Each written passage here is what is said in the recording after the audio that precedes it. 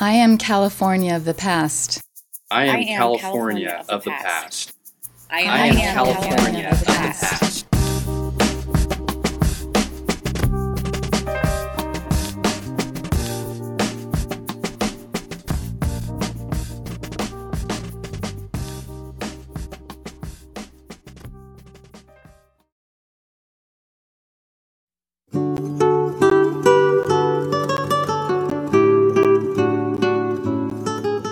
My father is from Hawaii, Honolulu, and my mother was from Hiroshima, Japan.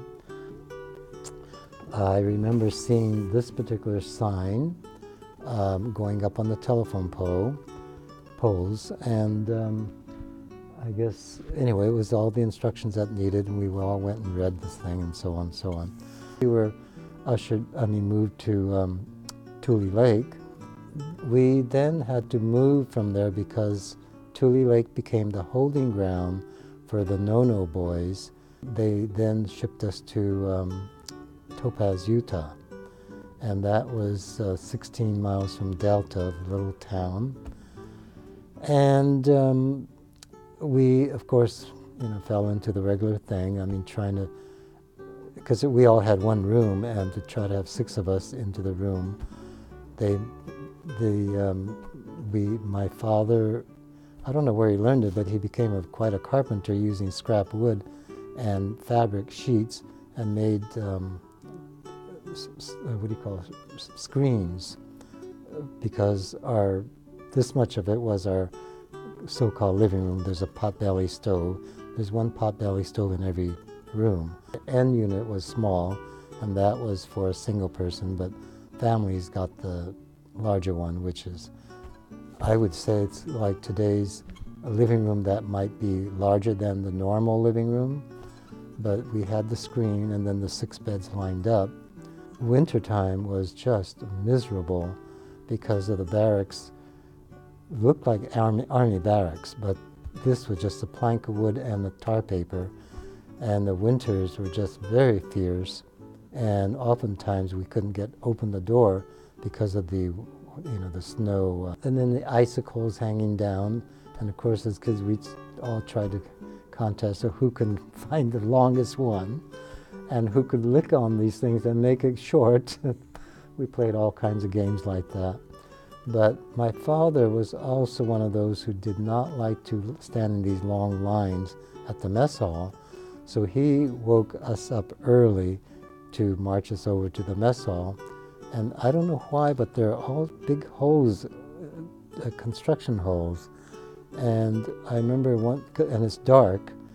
As we're walking, I let go of my father's hand, and whatever I did, plunk, I fell into this hole.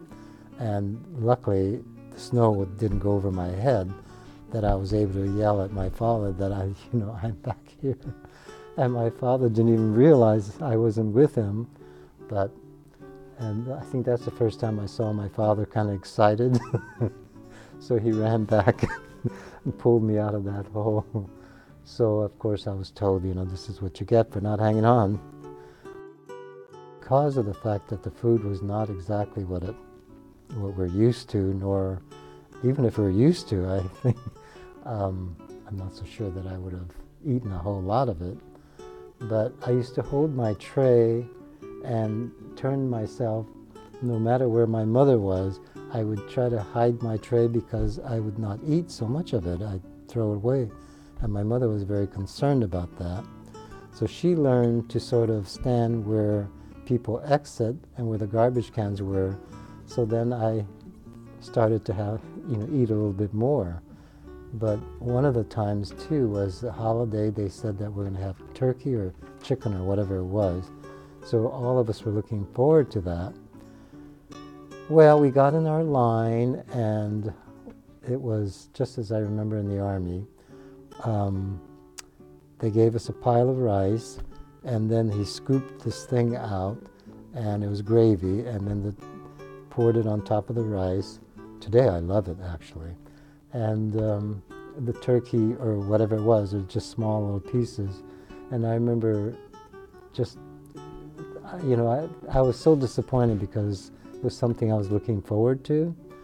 But you know, there are all kinds of little disappointments. So, but I think as an eight-year-old, you know, I was really looking forward to that. And so those are the little things that one remembers.